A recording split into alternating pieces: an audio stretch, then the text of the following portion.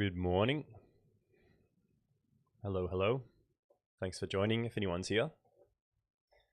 This was another last minute decision to do this live stream, and it is, what is it? 8:50 in the morning here in Melbourne, so thanks for joining if you're watching from Australia or elsewhere. Just finishing off my morning coffee and thought I would jump online and just have a bit of a chat with you guys. And then I saw that Samuel Streetlife was streaming too. So maybe I've shot myself in the foot because everyone is probably off watching his live stream.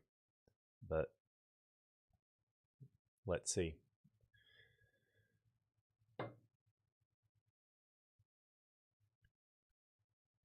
Good afternoon from San Francisco. Thanks for joining.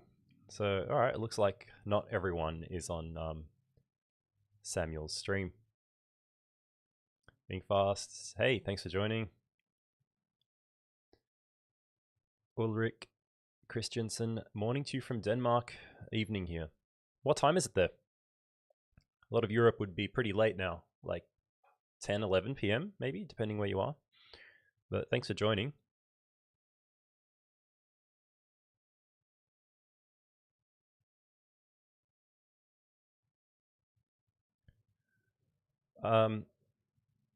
Yeah, I just wanted to jump on and just chat about what's been up and some of the upcoming plans and just see what you guys want to talk about.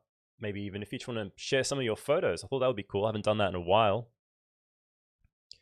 So if you have any photos you've posted online, let me know. Anything that we can look at together online.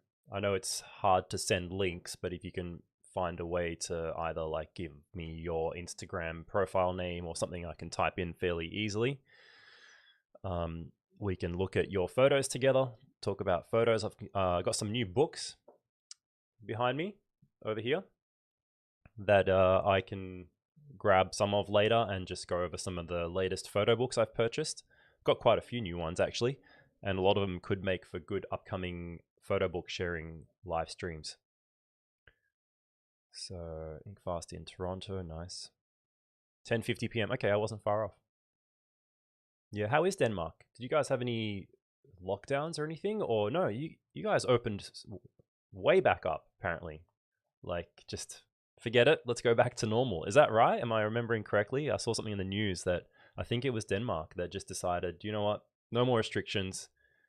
Go live your life. Just take whatever precautions you think you want to or would be necessary given your particular situation, which I admire. I think that's great if that is the case. And jump the queue from Brisbane. Thanks for joining. Hey. All right, so it was Denmark. Yeah. Oh, well, congratulations. I hope you're enjoying the newfound freedom. Yeah. We've only just started to have some lifting of major restrictions in terms of travel here. So in Australia, a lot of borders are opening up to international travel for people to come back and forth. And ironically, between states here in Australia, there are still some restrictions with my home state of WA, for example, where it's hard to even go back there, yet we're allowed to go overseas and have been for a little while. So it's quite a weird situation to be in. But because the country is so physically large, I think there is that ability for certain states to isolate themselves. Inkfast won't be typing too much if I'll be listening. Cool, man. No worries. Hey, Bob. Thanks for joining. Got some people from the Discord server. Yeah, good to see.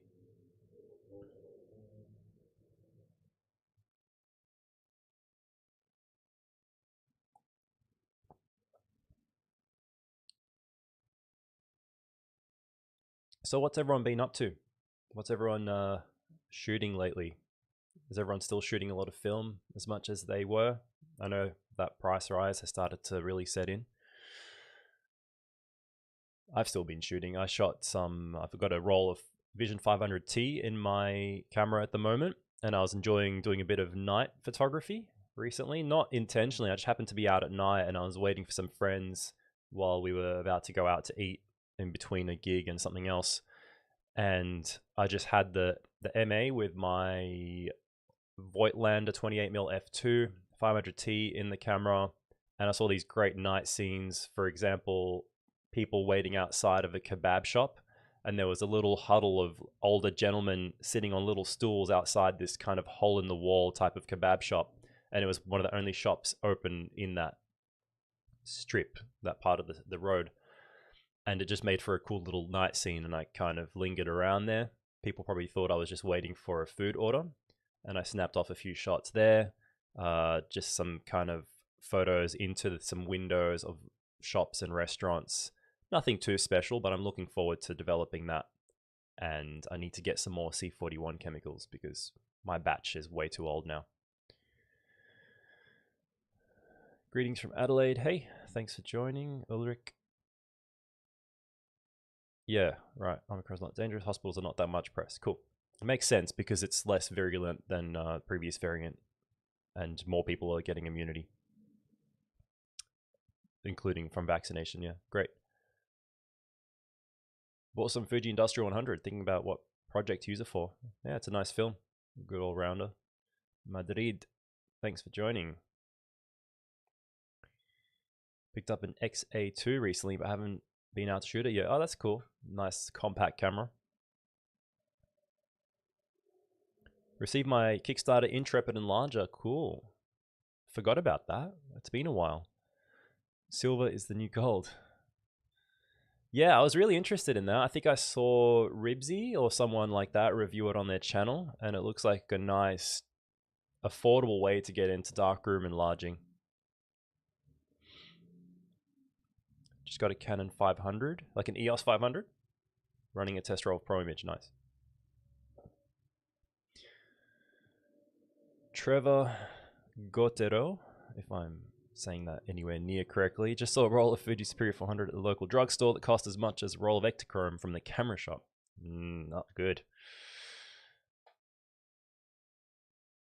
Superior is $50 for 3 rolls. That's bullshit. Wow. Yeah. I recently just kind of went through some of my old favorites from Fuji C200 because I heard how Fujifilm is supposedly having Kodak or another company make the film that's inside the new repackaged, rebranded version of Fuji Color 200. And yeah, it's quite sad to hear that that's happening, and it could be the way they move with more films. I really hope Superior is not next, but it's almost inevitable at this rate.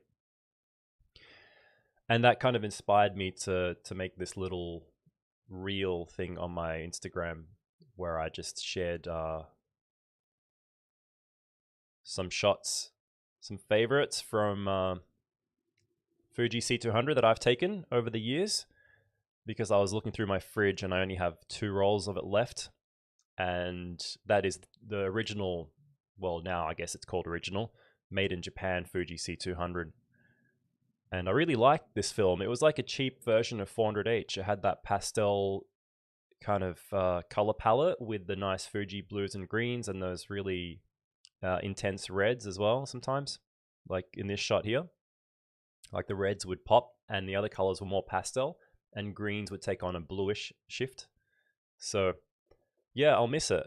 Hopefully they only do this temporarily and they actually go back to making it in Japan, because it would be more unique. We already have Kodak Gold. We don't need Kodak Gold under another name. At least I think. But yeah, whatever. What can we do? It's Fujifilm. Langlet, hello from Japan. Hey, thanks for joining. What part of Japan are you from, and what do you do there?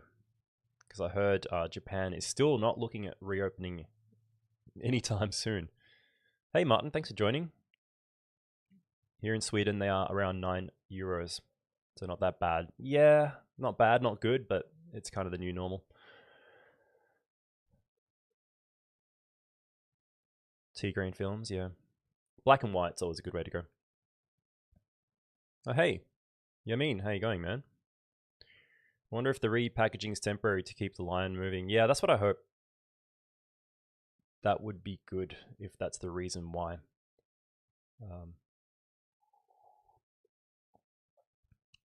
Hi, John from Norway. Thanks for joining. Yeah, so speaking of travel, I don't know if anyone, a lot of you guys are from overseas, and that is just the nature of, I think, the channel. Australia's population is small, so I think anyone who starts a channel here, inevitably the majority of viewers will still end up being from the US and Europe. But I know I have a few people here in Melbourne and Sydney, for example. So I just wanted to mention I'll be probably traveling to Sydney soon now that things are opening up, to go just chill there, and there might be a project over there. But I always liked shooting street in Sydney, so I might go and spend a few days in Sydney at the end of March, maybe organize a photo walk or something. I'm going to be collaborating and talking to PA Sydney about something there, so maybe we can do one big collective thing at the end of March / early April, in Sydney. So if you're from Sydney, keep an eye out for that, and I'll make an announcement, or just talk about it on Instagram or Discord or here or whatever. Even if it's not a formal announcement. Hey Phil, how you going, man? You're up early, like me. It's not really early. I always get up around 7, so this isn't too early for me.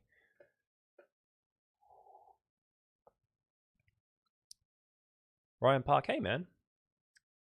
From Sydney, all right, cool. We were just talking about that. I think I watched one of your recent. Did you put up a YouTube video about getting the MP? Was that yours, if I'm remembering correctly? Sorry if I'm not, but I was pretty sure it was your channel I saw unboxing a nice new MP. Curious to hear your thoughts. All right. What are your thoughts around cameras that depend on electronics to work? Longevity, repairability. Yeah, I am cautious, to say the least. An example, I had a Contax TVS and I reviewed it for my blog and talked about it a little bit here on YouTube. And I used it, but I ended up selling it not because of the electronics or the fear of them breaking down, which I did talk about a lot, including in my review that I wrote online, but mainly because I wasn't using it enough and I wanted to put some money aside for something else that I will use more. But I always had that fear in the back of my mind, and I do have that fear when I see what happens with other people's cameras, namely things like Contax and other electronic point and shoots, like M6s and almost anything with electronics. They can and will probably fail at some point. Part of the reason why I've always loved using mechanical cameras like the M4 and the MA at the moment. I have a Pentax 6.7, which has always been plagued by some issue or another. And what I find is that those cameras just tend to have something pop up sooner or later. And it works, but it's kind of, you have to work around its quirks. Other electronic cameras I've had, what else do I have? Yeah, they just have a higher tendency to have issues. That's the problem. The more electronics they have, the more features, the more something can tend to go wrong. Some good exceptions to that have been my experience with Nikon F cameras, even though sure you can get electronic issues, but the FE, for example, it doesn't have too much in terms of electronics, and it uses analog circuitry apparently, if that makes sense. So I've never had any issues with that.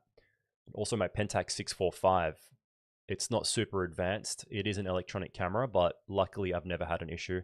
Again, this is just anecdotal. This is completely subjective, but the more complicated, the more electronic, especially moving parts you have, point and shoots with protruding zoom lenses, just buy it with the knowledge that there is a higher risk of failure. So yeah, how long it's been used, how well built it is, all that stuff will come into account. But one thing to factor in is that if it's an electronic camera and it's really old and it's been used a lot, you're just kind of compounding that risk.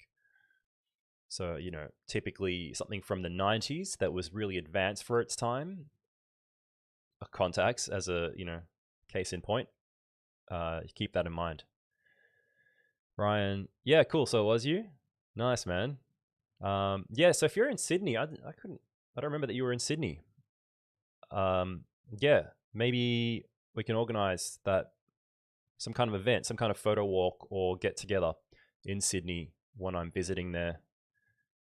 I don't even know if I'll do a video while I'm there, maybe a vlog or something, or a live stream, we'll see. Harvey, photo depends on the quality of electronics. Yeah, exactly, that's a big factor. I actually did my first ever unboxing on YouTube channel ever. My first shooting Polaroid. The now Mandalorian edition. Oh, I didn't know they did a Mandalorian edition.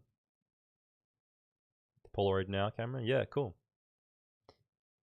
Good morning from Tokyo. Good morning. What time is it in Tokyo? It's really early there, right? So Tokyo is GMT plus 7 or 8. So it would be like 6 in the morning. Good morning. Ohayo, as they would say. Ever shoot 110 film? No, I've never been too interested. Seems like a nice pocket camera. Yeah, it's tiny. The smallest I've shot is half frame. Playing that. Really want to have an MA, but I can't because I love the rewind lever on my M4 instead of the knob. Yeah, there is a solution to that. I'll show you actually. I have mine here.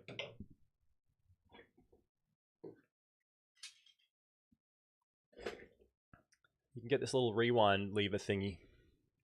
It's hard to see, but it kind of just attaches to that. So it's like you can crank it like a normal. I have film in here now, but really simple. They're not cheap, that's the thing, because they're usually precision engineered from metal. So any company that sells them, they're going to be like $100 US, which is a lot. But then again, you know, when you buy a Leica, yeah, because when I had the M4, I preferred the quick rewind because I shoot a lot of street, and sometimes it's in a busy situation. I want to reload. You're more likely to run out when you're in the middle of a situation where there's action and you're wanting to shoot. So I would rather spend half the time rewinding. Not that I minded the twirling method too much. It was just a little bit annoying. So I thought, why not just get this? I have the option and I can rewind a lot quicker. So the one I have, if you're interested, I found out about it through Instagram. It was a guy called Sumu or something. So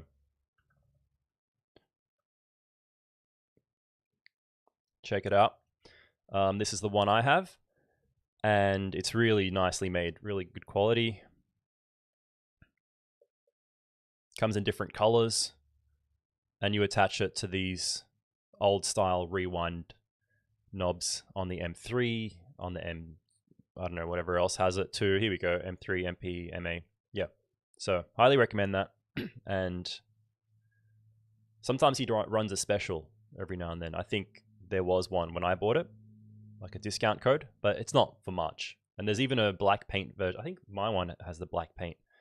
Not that I cared too much. This is like a pre-brassed version, which is kind of cool if you like that. Yeah, so that's my answer to that. Need to hit the bed. Great channel. Thanks, mate. Thank you. 7 in the morning. Cool, cool.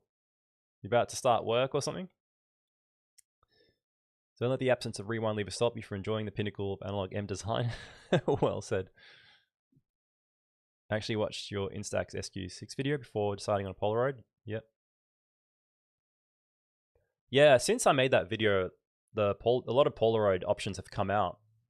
A lot more functional and affordable as well.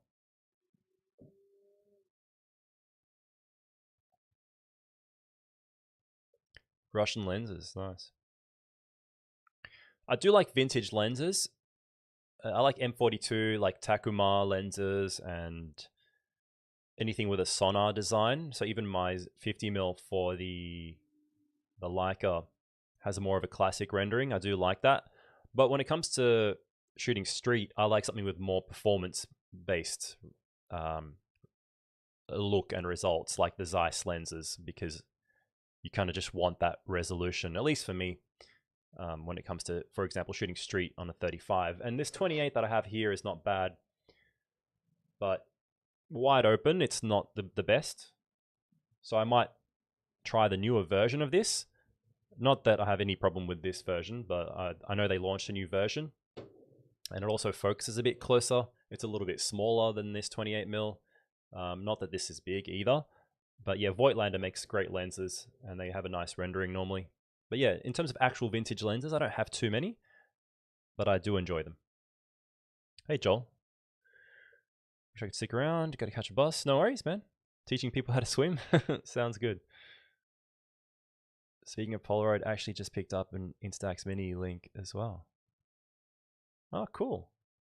Yeah, they stopped making the SQ6, I saw. Have you shot street portraits of strangers? How do you feel about this? Difficulties, experiences. I'm practicing making 100 portraits of strangers on my father's Mamiya C220. Wow, that's a cool project. I have shot street portraits. It's not my biggest pursuit when I'm out on the street. I'm usually looking for candid moments, but every now and then I have asked someone for a portrait, and usually it's been just because they just seemed really interesting. And yeah, it's not easy. The approach is obviously a little bit nerve inducing if you haven't done it a lot, but you just have to remember that what's the worst, that can happen. They're just going to say no, you move on, and just kind of be friendly about it. The more you do it, the easier it gets. That's another thing I've found. And yeah, I mean, if I go to my personal Instagram page, for anyone who's wondering, that's this one here. I'll look at one of the last examples. This one, for example, this wasn't too long ago. And the best thing is to just start up a chat first. Don't immediately just approach and say, hey, can I take your photo? Give a friendly greeting first, maybe compliment them about whatever it is that you find interesting. Or like, for example, with this guy, it was obviously his house, this like place he was in, whether it's this dwelling, had this great Sophia Loren cutout and the vines and a really cool look. So I just asked him like, oh, hey, like, what's the story behind that? And just got to chatting, and then ask for a portrait. So after you chat for a little bit, hey, I'm a photographer. Do you mind if I get a photo of this? I think it's great. And if you don't mind, you can stand there next to it. So I got one photo of him next to the cutout. Sorry, I went to the wrong one. And one without. I can't remember the order, but that's an example of how I would approach that situation. And if it's in a more busy environment on the street, I think I have something else recently. Well, you might not have as much time to chat. You just have to be as friendly as possible and just ask, hey, do you mind if I take a shot? I like what you're wearing, or whatever it is. Maybe there's something about them. Like this guy here, for example. Because I think what he had something on the back of his shirt, and this was at a protest or something, and he was talking about that or wanting to show that, and I think I might have taken a different shot, and I was like, can I take one of you just standing there as well, like a posed shot? And he said yes, and I took the portrait. So it can be fun, it can be rewarding when you get a good shot.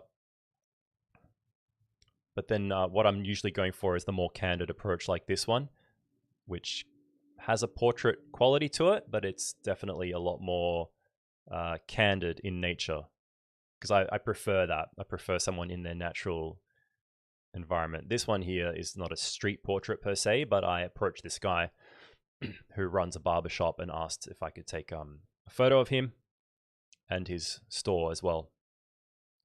And I like the candid look if I can get it.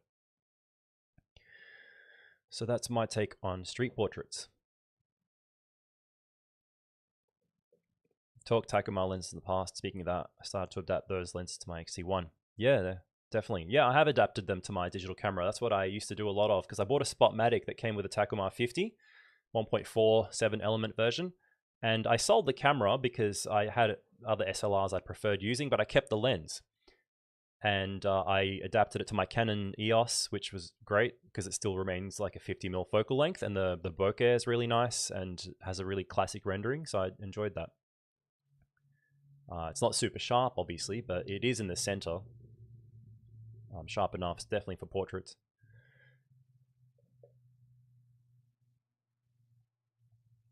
Like R8, nice, yeah, nice chunky camera. They're really great performers. Run a lot of people shooting expired film, and it really boggles my mind how many people don't know what you can't compensate. Don't know that you can't compensate expired film by overexposing. Compensate by pushing instead.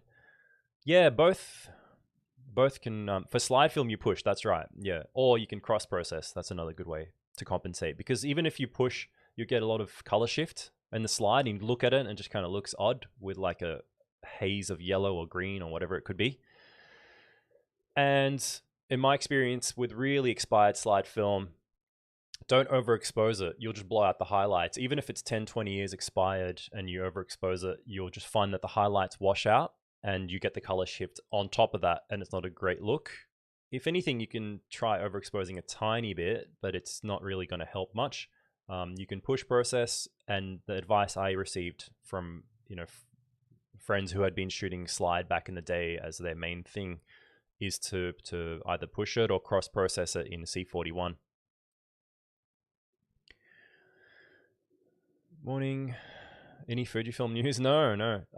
Yeah, so you and I were chatting on Instagram about any new developments from Fujifilm, because what we were talking about is how I have a contact there who was the person who let me borrow the Fujifilm X Pro 3 for the video I've done, and I really enjoyed collaborating with Fujifilm on that project. And I had great fun doing that, and I wanted to do it again. So I thought another cool thing to do would be to maybe ask if I can borrow one of their GFX systems, which I'm still hoping to do. And it's not easy to go and buy or rent or borrow a GFX otherwise. They're pricey. And I thought I'd reach out to the Fujifilm rep who I spoke to before. And it's just they're really busy, especially over the New Year period. I think I started a conversation in December and it kind of halted a little bit. I didn't get a response, and I followed up a couple of times. And one of those times I followed up more recently, and the guy, he said, yeah, sorry, been really busy, but definitely want to organize this for you, and I'll get back to you soon. And he's really nice. I was really friendly, and admittedly, his job must be really busy, and that is something that I'll hopefully be doing soon. So I can use it in a video, for example, comparing it to 645 film, or using it to scan film. So I'm going to try and borrow a macro lens and see the difference between how much more improvement do you get scanning with a medium format digital sensor as opposed to full frame or APS-C or whatever. Because I have had that question. People have actually requested this as a video. You should do something scanning with medium format. And I know Kyle McDougall actually just bought one, and he would probably use it for scanning. But I would like to see, from my point of view, the differences and share that with you guys. But have I heard any other news from them? No, I've only heard the same rumors all of you guys would hear, that they might release a new XH, like XH2 or whatever. Yeah, and it's all rumors. There's a whole site, I think, called Fuji Rumors, so you're probably better off going there for inside news.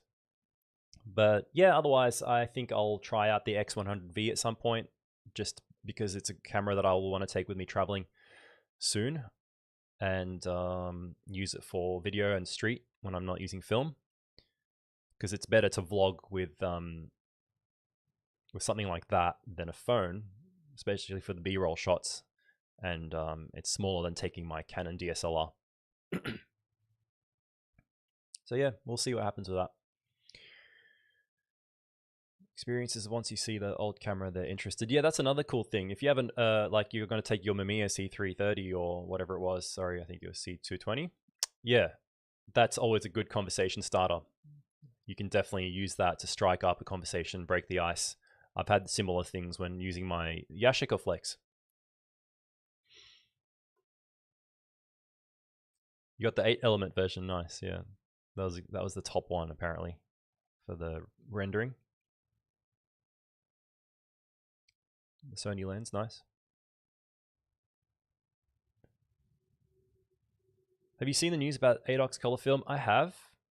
I was actually interested in looking at it at least, and then maybe seeing if anyone here would be interested in a group buy, because the shipping from Europe, I believe it's where it's coming from, is very expensive here, so it's not justified because it's already quite an expensive film.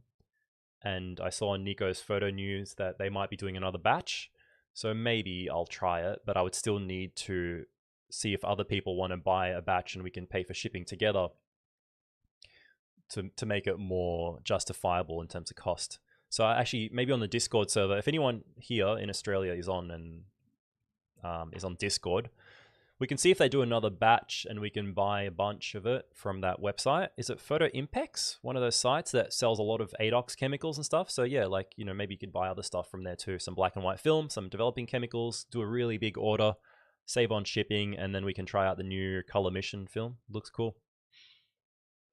Yeah, it ran out really quickly. But, you know, it's more of an investment. It's kind of like a Kickstarter. So the reason why they're selling the film is that they can fund development of a more permanent batch of it in the future. And that would take years for them to do anyway. XH2 sounds pretty good for professional work. Yeah. 150 to 600, yep. Definitely want to see X100V videos. Looking forward to it. Yeah. I haven't had time lately to justify getting it. I'm still just trying to save a little bit aside because I'm also saving for some travel. But I might pick one up before going to Sydney. That would be a good time to have it.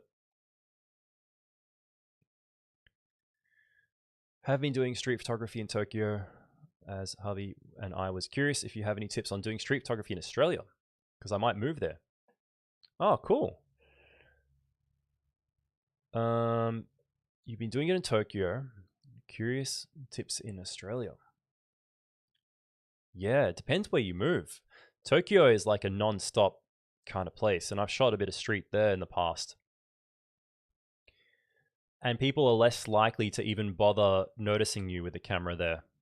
They're just, everyone's on their way somewhere in Tokyo. So if you move to Sydney, that will be the closest thing to the street photography experience of Tokyo. Melbourne might be a little bit slower, and I think people are more likely to care that you're taking their photo here compared to Japan, or at least to confront you about it. But it's not that that's a worry. It's just something that you have to be aware of in terms of how you approach it. Just try and be friendly, and then always like try not to be too sneaky, especially like, you know, always shooting from the hip or something, or like someone sees you take their photo and you just kind of run away. Just smile instead, and or nod, or just do something to acknowledge that, you know, I'm just doing this for fun. But yeah, it depends where you move. That would be cool. Tips on doing street photography in Australia. Yeah, just enjoy it. Like we don't have very strict rules or sensibilities like somewhere like Germany, for example, is really strict in comparison about the mindset of having a photo on the street. Whereas here, it's legal in public spaces. So yeah, just exercise caution, but also don't try and be too sneaky. Try and be upfront about what you're doing, because you're not doing it for any wrong reasons. So yeah. I'm in the group buy. Oh, cool. Oh, sorry, you're not already in one, but you're interested? Yeah, man. Thanks for joining, by the way, Don. When did you sneak on? Yeah, dude, jump on the... Are you on the Discord server? Because I wanted to organize one. I know there's a few people there who'd be interested in buying some, but it sold out immediately. So I'm just worried that if they launch another batch and then that will sell out too quickly without giving us enough time to figure out the numbers and who wants some and the payments and all that sort of stuff. So we'll see if we can organize it. We're working on spooling up the next batch. It'll be ready Wednesday or Thursday next week. All right, that's good to know. Thanks, Theo. Nice. Yeah. Yeah, thanks for all the input, guys. Hope everyone's been well. Hope everyone's getting out and shooting, being creative. Hope you've been enjoying some of the videos on the channel recently. I've been trying to just keep things interesting. And last one was the photo of Sarah doing a couple shoot. I know it's not for everyone. It's not everyone's cup of tea, but it's what we do. We shoot couples and weddings and stuff like that. So I thought it'd be good to share some of that on the channel for the first time. And the one before that was me on the paddleboard, you know, talking about photographing in the beach and stuff like that. So I thought that was different. If you haven't seen either of those two, check them out and let me know what you think. And I recently did not as many live streams as normal, but I did one maybe a week and a half or 2 weeks ago talking about, I think I didn't leave that one online. It was really casual. Same as this one, which tends to be a live stream that goes on for longer. It's not really the best to leave online because it's really hard. It's not structured for someone watching it afterwards. And I was talking about the future of the channel and directions to take, and things like starting a Patreon, which I might do soon, or that versus memberships versus sponsored videos, all that kind of stuff. Diversifying the channel a little bit, talking about things that aren't necessarily just grounded in film photography, which I might start doing soon. And coming up soon, I have a video that I'll leave as a bit of a surprise. Not that it's a big secret or anything special, but that should launch mid next week. And there is another one that I'll be putting up tonight, hopefully. So anyone who's watching in Australia, that'll be late tonight. But in, let's say the US or Europe, it'll be the next morning, I guess. Or Saturday morning for you, because it's Friday night there for some of you guys. And that'll be a conversation video. So if you like those in-conversation videos, this will be one of those. And I'm, looking forward to sharing this one. It was a good chat. Speaking of street, Stockholm and mainly Sweden must be the worst city for it. People stare as soon as you use a proper camera and get offended. Yeah, right.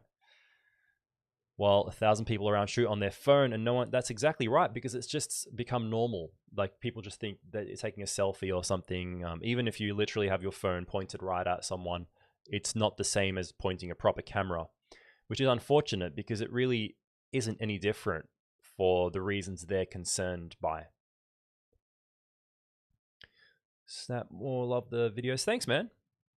Hey, you're based in Sydney, right? So yeah, maybe we can organize that walk. I don't know if you've ever joined PA Sydney, but I'm going to collaborate with them. YouTube shorts worth making? I was actually asking this same question when I did my live chat last week, my live stream. Not because I was wondering whether they're worth making or not, but I asked the question, should I start a separate channel if I want to do things like shorts or videos about non-photography related things, whether it's like talking about coffee or maybe what notebooks and pens I use or whatever it is, any other things that I'm interested in. And people overwhelmingly said, don't start a new channel. Keep it on this channel. Because things like that and doing shorts, I figured might alienate people. But then again, maybe not. So I really don't have the answer to that. There are people who have made videos about whether or not it's worth doing shorts. And a lot of them say yes, because it's the way things are moving. And obviously you don't abandon long form content. So I've never been too interested in doing it myself. I don't really watch many shorts either. I like long form content, but there's no harm trying it. How do you like 6x6 square format? It's great. Yeah, it's really nice. I never used to really like shooting squares, but I'm trying to get more used to it using my Yashica Flex. And I still don't like it as much as like 645 or 6.7 or any rectangular format, but it is a nice change and you can really get some great results with it once you learn how to compose with a square. Have you tried Aerochrome or are searching at least? No, I've never tried Aerochrome. I like the infrared look and I think it's cool, but I've never been interested enough to warrant going out of my way to shoot it. I admire it though. I think it looks awesome. And who knows, I might try it someday in the future. You're keen for a PA walk. Yeah, cool. Yeah, the algorithm likes shorts a lot. That's exactly right. So viewers usually don't like them. But then I wonder why they're watching them so much, because people put up their numbers and the shorts do get a lot of views. They get more views than normal videos. Because I think people have short attention spans and they're in a rush and they're constantly juggling a lot of things. So a short, they actually just watch it and move on. And there's no dedication. What do you think about zine folding? Oh yeah, like folding from a larger piece of paper. That's cool. I think I've seen that before. There's those methods that you can fold a booklet out of a larger piece of paper. Yeah, why not? So speaking of travel, Sarah and I will hopefully be traveling to. We're going to start in Istanbul in the middle of May, and then proceed with a trip from there, which we haven't really booked the rest of yet. But really excited for that, and I think I've mentioned it already on the channel a little bit. But now that the world is opening up to travel, we are, finally gonna step out and do that. So, if anyone here is from Istanbul, let me know. I have a couple of connections there. I even have a cousin there. Not that I'm Turkish, but I know someone there. And I've always been intrigued by the street photography in Istanbul too. That'll be really great to do because after seeing, for example, Alex Webb's Istanbul book, which is here. Great photo book for anyone who's interested. I've done a video on the channel, a live stream that I've left online, if anyone is interested in that. And this kind of piqued my interest in Istanbul, both just as a destination to visit, it looks amazing, and also for the photography, which looks equally amazing because it's got such a rich cultural history. So we'll be going there, starting our trip there, and then still organizing the rest of it. There might be a bit of Italy included somewhere in the trip as well. That's why TikTok exploded. Attention span, yeah, that's right. Anyway, yeah, if anyone wants to share any photos, let me know if you have anything you want us to look at together online. Otherwise, I thought it'd be cool to maybe share some of the other books I bought recently.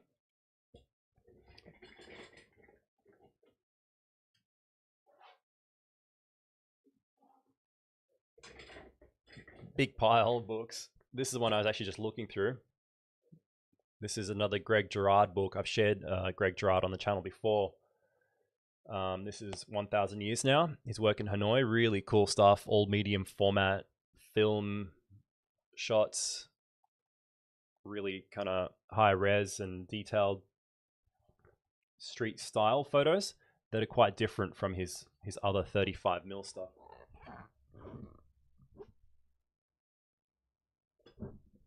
So I'm really enjoying this one. Looking through that properly now. This one was on the recommendation of Lucy Lumen's channel.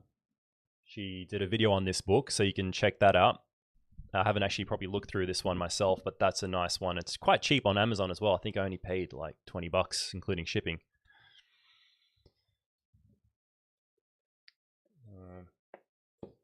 This was a book Sarah bought back from Germany for me. Gerd Danigel, a photographer from Berlin who was pretty active in the 80s, shooting a lot of Berlin around the time of the wall and all that, before the wall came down. And yeah, really cool traditional black and white documentary style stuff. So I don't know if this would be very easy to find, but this is pretty cool to look through. I had to look through that one.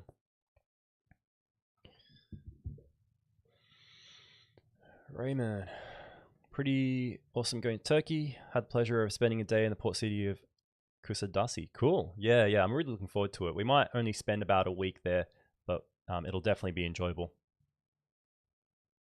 Look at my stuff. Yeah, cool, man. I'll have it up on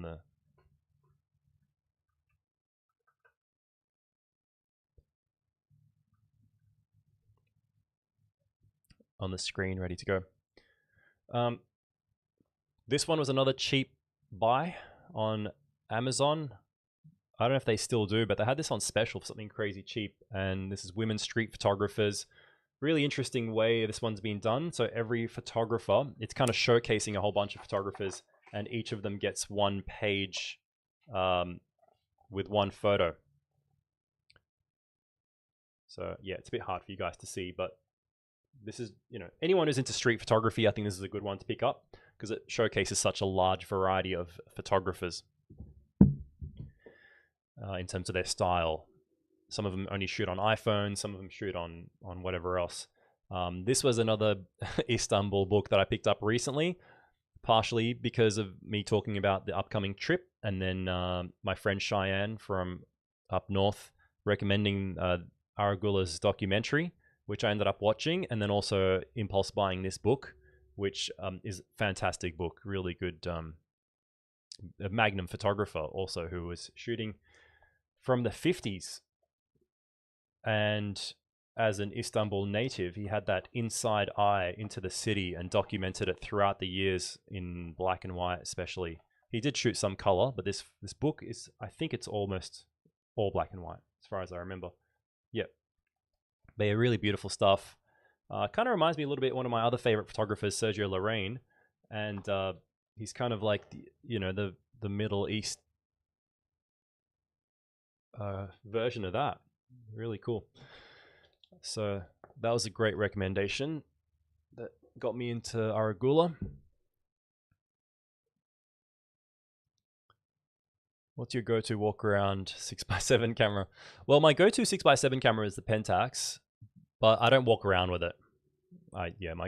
It's just too big and too expensive and slow. So it's more for portraits and other landscape stuff, for example.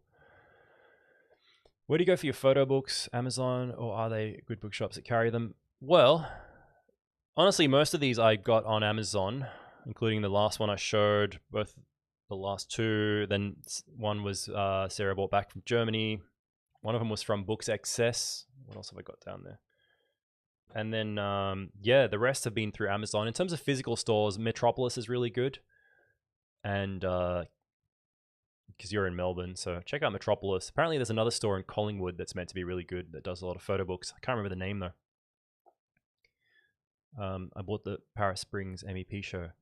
Oh yeah, so that's another good store. The place I got that book or recommended it from might have been Booktopia. So, yep, that's right. You said it right there. Oh, hey man, recovering from 4 wisdom teeth pulled out. Damn. It means I get a few days away to get to know my M6. That's cool, yeah. Some time off work, that's always good. Excuse me. This is the last book I had recently purchased. This one is Todd Webb in Africa. Can you see that? So, nothing to do with Alex Webb. This is Todd Webb. He was, I think, active a little bit earlier than Alex Webb. And they're not related. And this one I only recently got and haven't had a chance to properly look through, but it was another kind of semi-impulsive buy because it was on a really good Amazon special. That's the thing about Amazon. A lot of people don't like buying off them, but sometimes they clear out these books that are otherwise worth, let's say, $90 for like $30. And I just can't resist, especially when you can get some amazing stuff for the collection. So maybe I'll do a video on that one soon, and maybe a lot of these books. So yeah, that's what I've been spending money on, is books. Not much film really, because I already have some in the fridge and in the bulk loader. So Martin, about books, I got the Helen Levitt, A Way of Seeing. Yeah, cool. I think I spoke about that one. I have that one. And Estevan Oriol, This Is LA. If you are into monochrome and very grainy street documentary, cool. Yeah, I have Way of Seeing. I haven't heard of the other photographer though. I'll type that in so I can remember it.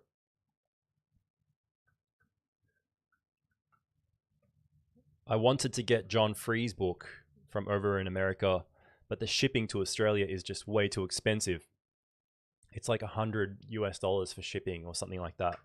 Because I'm a big fan of John Free, and he released his book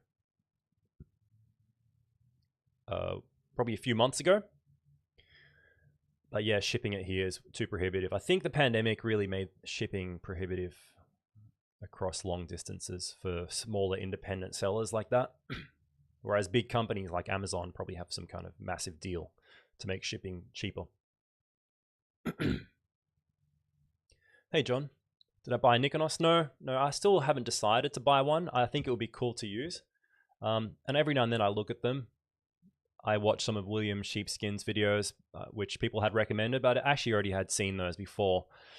And he launched another one recently about the Nikonos 3, which looks like it could be a good option because it doesn't have the electronics, so at least it's likely to last longer, and I don't really necessarily need auto exposure. So I'm on the lookout, but I might wait till a good deal comes up or something. It's not like I would use it super often, so that's the thing. I don't want to buy too many cameras that would just sit on the shelf. But yeah, Nikonos would be awesome to try sometime. How's your film scanning process? Anything changed since your last video series on them? No, nothing has changed. I do want to maybe try some new things and then obviously be updating you guys if I come up with anything new. Maybe a new light source could be cool, because I think that's a really important variable that a lot of people overlook. And I had a friend talking about how he bought the Negative Supply 99 CRI light source, and he noticed a considerable difference between a previous light source he had, which was the Kaiser. And the Kaiser is meant to have a good CRI, the rating. So I'm curious to do a comparison, maybe something like that. I still want to change from using a tripod to using a copy stand. And I'm still happy with the Essential film holder, so not really fussed on changing that. As mentioned, trying out the GFX, just to, not that I would buy a GFX for scanning film at least, or even in general, unless I could afford it sometime down the track. But using that to scan film just to see if there's any considerable difference in quality and the way it renders the colors when you convert it or anything like that. A lot of people have asked about that. And I think a lot of people are actually on the borderline of considering going to GFX from a more traditional digital system, because they are getting more affordable. And if you look at it this way, like a Canon R5 or R6 in Australia is 3 to 6 grand or something, which is nuts. And you could almost just might as well buy a medium format sensor. If you think of it that way, it's becoming a more realistic option for people to buy something like a GFX. So I think it could be useful information to other people.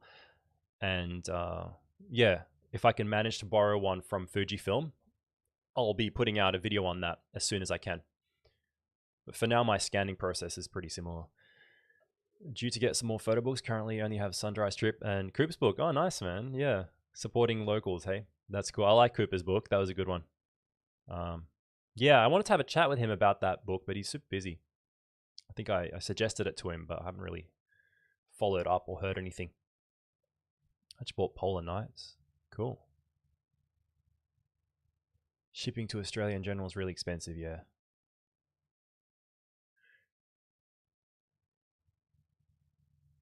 Elspeth Beard.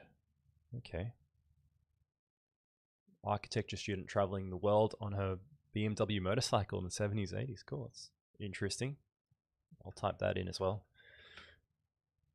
Leave it in my browser. The Lone Rider. Okay, cool. I think I've heard about her actually. Yeah, she was famous for having done this. Do you come up with any photo challenges for yourself? Like this week, I'll only do black and white landscapes. No, I've never been like that. I'm the kind of person who can be impulsive in terms of enjoying variety, and I might see an opportunity and be like, oh, now I want to shoot this. It would be cool to restrict myself to something like that, and I have thought about doing only black and white. Maybe not as specific as only black and white landscapes, because then I just wouldn't go out and shoot much. I wouldn't have enough opportunity. But that would be cool. I have a friend, and he's Damon, who you probably see me mention on the channel, and he's in the Discord server, and he has another server he's a part of, One More Stop, and a bunch of them are doing a challenge of using only digicams from before 2010 or whatever, and shooting only in black and white, kind of like a Daido Moriyama challenge, and they're really enjoying that. Probably one more favorite, Anders Peterson. Oh yeah, I've heard of him. Photograph 66 to 96 is amazing. He finds and shoots some interesting characters. Okay.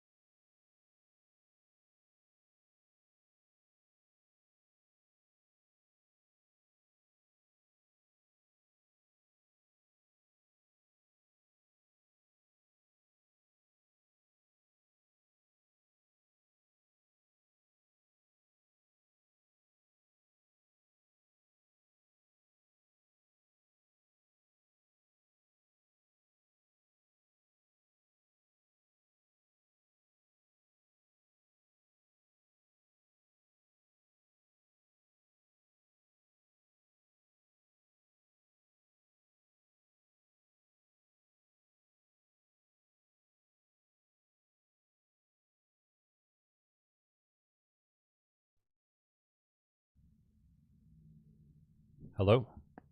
All right, I think it's back. That was weird. Let me know if you can hear me.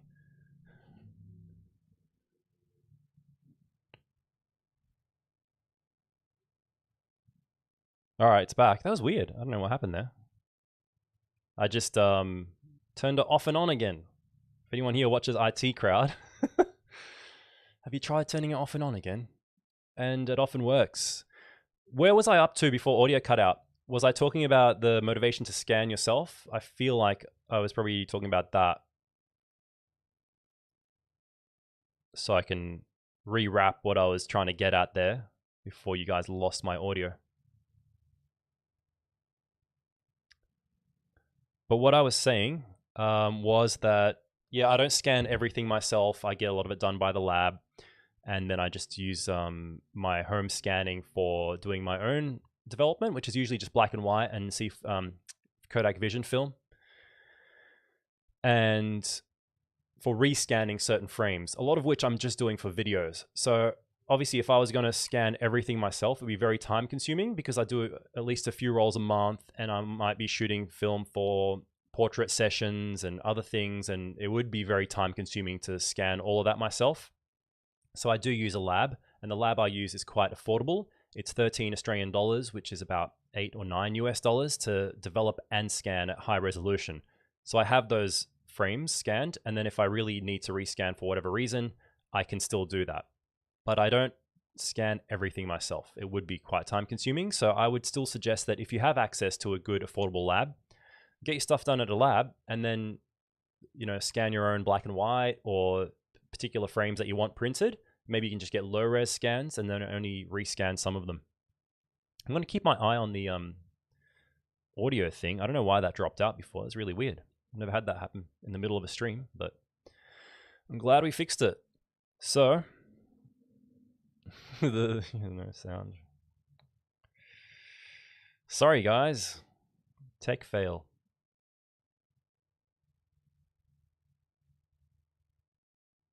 It was good for, how long have we been streaming? 1 hour. And the audio was good for an hour. Maybe there was a time limit on my microphone. It wasn't actually the microphone. It was my OBS. It just lost communication with the mic for some reason. Yeah, not good. So, I think that's pretty much my thing on scanning. That's why I would never dare to do one of these. Too untechnical. Yeah, there's always something. It's just part of it. I'm back. Thanks, guys. You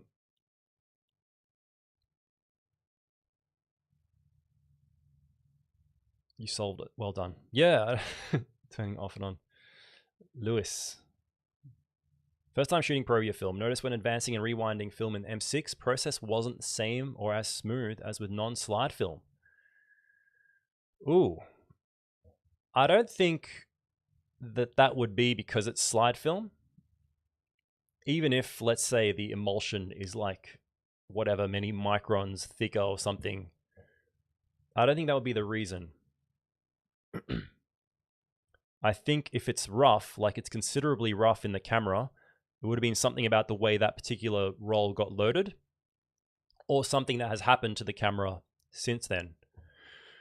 What else? Or it could be that particular roll has some kind of weird tear in the edge somewhere, or the way it was sitting in the canister. Could have been some fault in the roll, which is very unlikely. Because if you were able to load it up fine initially, yeah, I'm not too sure. If you haven't gotten too far into the roll, maybe try rewinding it, leaving the leader out, and then loading it again and having a look at the camera, maybe just like loading a test roll, advancing a bunch and testing it out. But it depends how rough it is. I'm really not sure.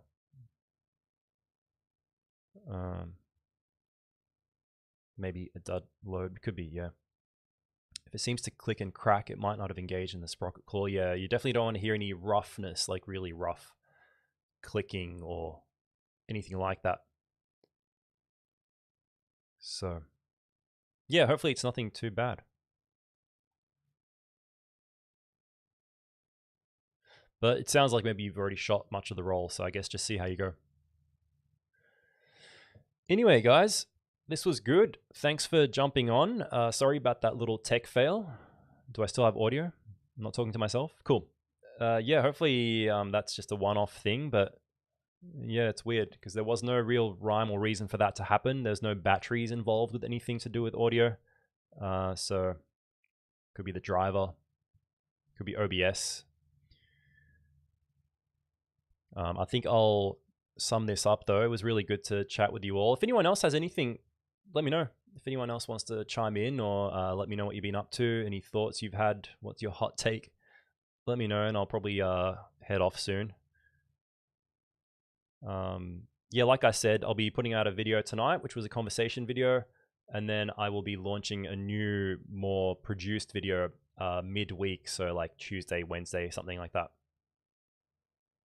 I hope you're all well, though. I hope you're all having fun shooting, getting out there, if you have the freedom to do that.